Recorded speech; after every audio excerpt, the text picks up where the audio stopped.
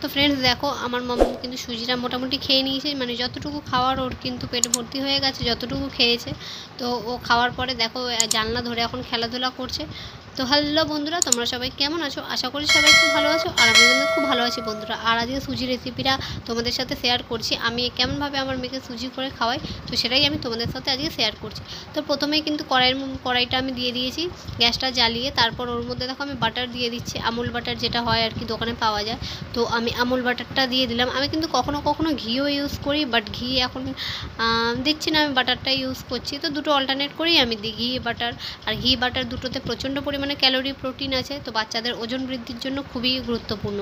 আর এখানে দেখো আমি গণেশ সুজিটা এরপরে দিয়ে দিলাম। এটা কিন্তু কেনা সুজি, তোমরা সবাই প্যাকেট দেখে বুঝতে পারছো, বাট অনেকে আবার ঘরে সুজি তৈরি করে, বাট আমার অত সুজি তৈরি করার টাইম নেই, তাই জন্য আমি কেনা সুজিই ব্যবহার করছি আমার মেয়ের জন্য। আর গণেশ সুজিটা কিন্তু যথেষ্ট ভালো। তো বন্ধুরা দেখতে পাচ্ছ আমি কিন্তু মানে বাটারটা দেওয়ার পরে সুজিটা দিয়ে ভালো করে নাড়াচাড়া করে নিচ্ছি। আর আমি কিন্তু তাল মিছরি, আবার খেজুর এইসব দিয়ে সুজি করি, বাট এখন তাল মিছরি খেজুর কিচ্ছু দিচ্ছি না, নর্মালভাবে আমি করছি।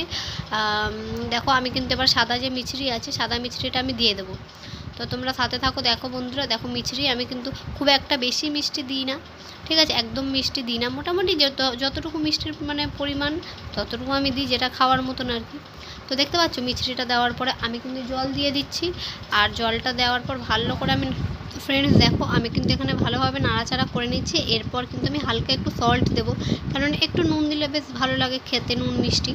তো দেখো আমি কিন্তু এবারে নুন দিয়ে দিচ্ছি, দেখতে পাচ্ছি একদম অল্প পরিমাণে নুন দিলাম।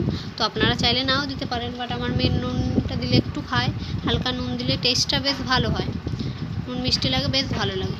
তো যাই হোক, এটা দেওয়ার পর এবার ভালো করে নাড়াচ্ছে। এবার কিন্তু সুজিটা প্রায় হয়ে এসছে বন্ধুরা, দেখতে পাচ্ছ। আমি এরপরে কিন্তু দেখো তুলে নেব, ভালো করে ফুটে যাক। আর একটু জল দিয়ে ভালো করে এটাকে মানে সেদ্ধ করে নিতে হবে। তো এরপর কিন্তু আমি আমার মেয়ের যে ফর্মুলা মিল্ক আছে সেটাও কিন্তু আমি ওর দুধের মধ্যে দিয়ে দিই।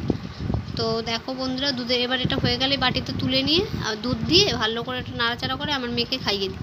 তো দেখো, চলো টাটা, বাই বাই। ভিডিও ভালো লাগলে লাইক করে দিও, কমেন্ট করে দিও। Bye bye, take care, love you all. একটু সাপোর্ট করো প্লিজ।